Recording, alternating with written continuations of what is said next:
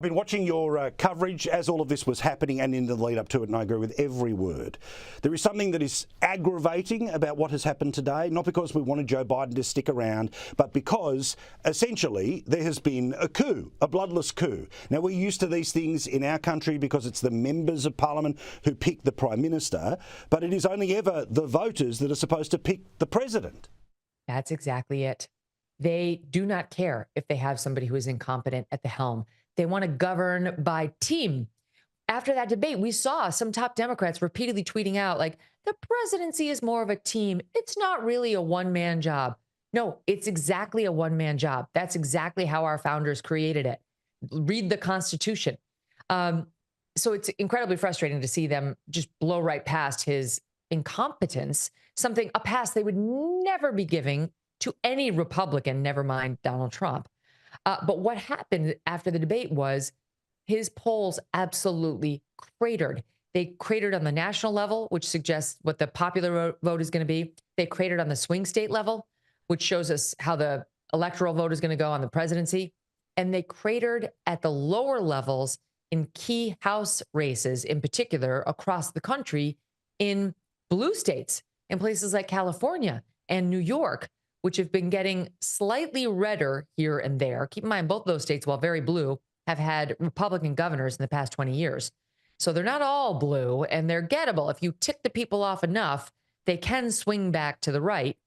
And we were starting to see that in the polls there. And I think that was the last straw for Pelosi. Like, we kind of think at least we're going to lose the White House at this point, given the way that race has been handled.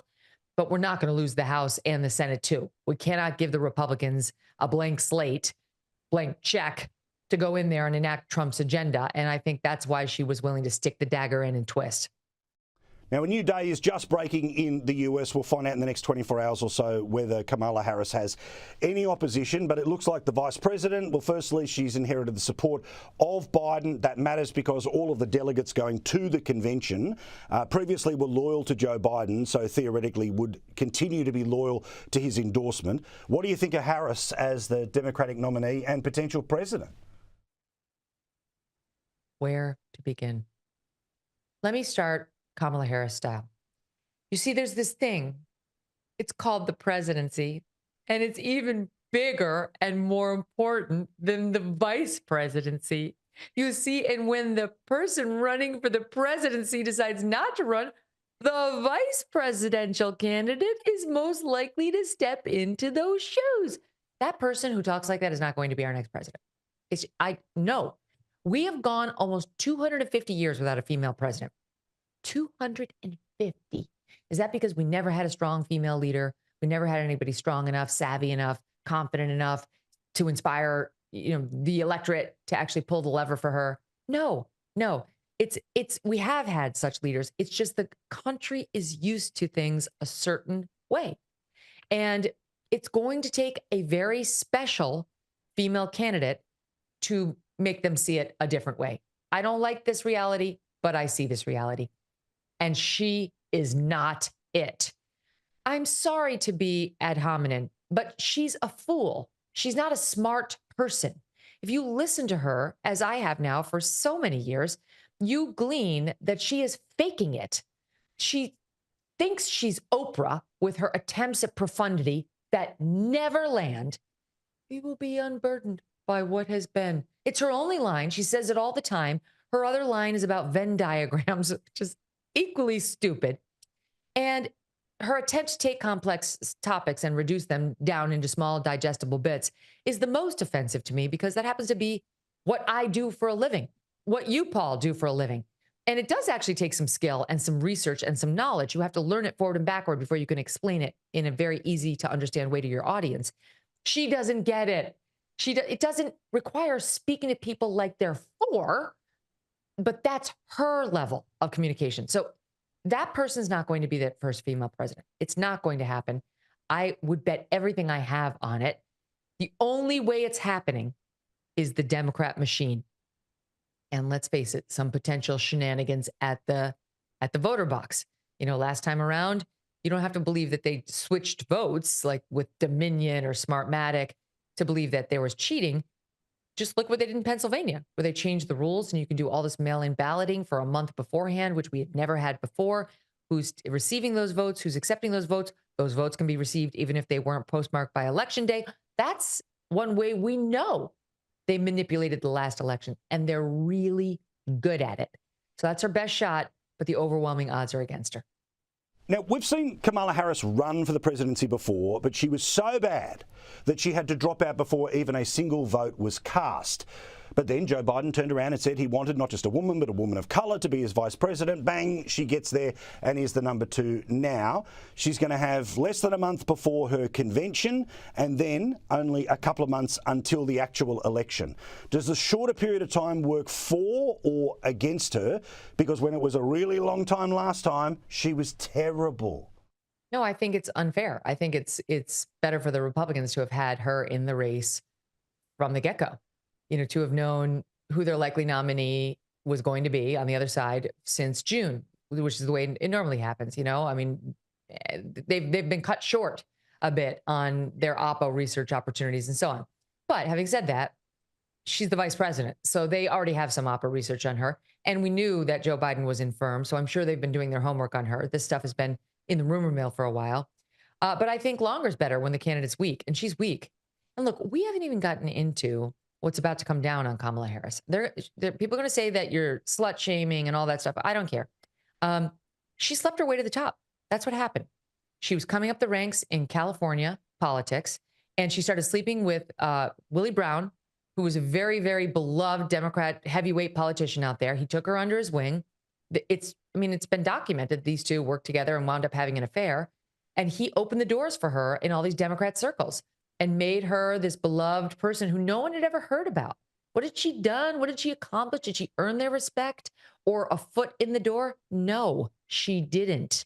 That's the unpleasant, ugly truth about her past. She is going to have to deal with that now. You think Trump's going to be too afraid to raise that, or his surrogates? Think again. Here's the other thing about her. They go into this contest on Monday, Kamala potentially, we assume, versus Trump, with a massive gender gap in this electorate. Trump is favored something like 15 points with men, over Joe Biden.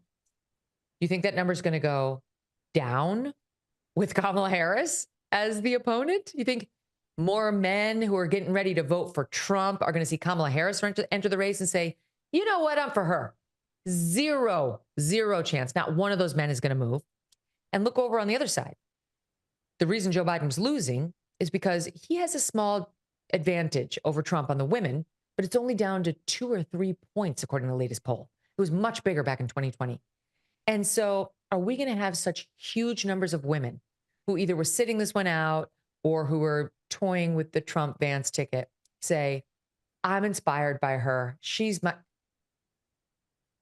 The only women who feel that way about Kamala Harris are Black women, and they've already been factored in. They're already in her poll numbers, and women who are obsessed with abortion. And all of those women are already voting Democrat and we're not flirting with the JD Trump ticket. That you do not vote Republican if abortion is your number one issue.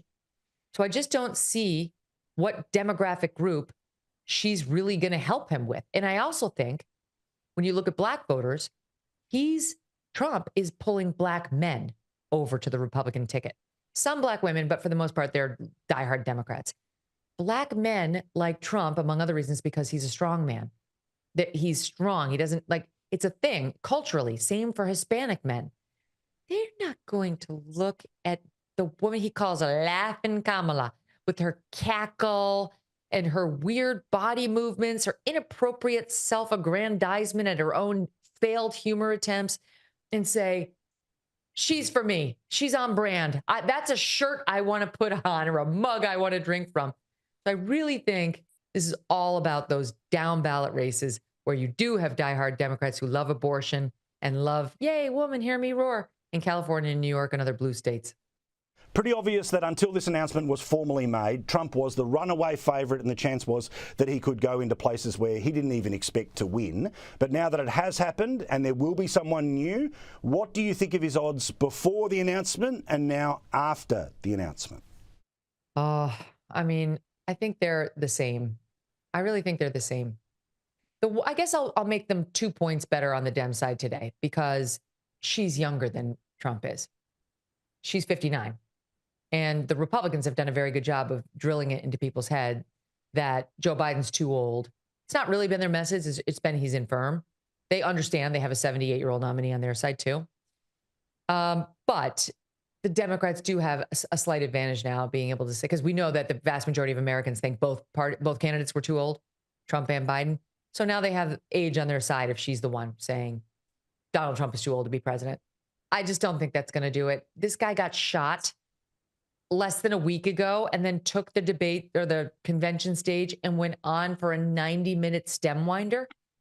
I'm 25 years younger than he is, and I was falling asleep just begging for him to wrap so I could go back and go to bed. I don't know how he has this kind of energy. So I just don't think it works with Trump, but it's a good line for them to use. See you later, Megan. Talk to you next week. My pleasure. Thanks for having me.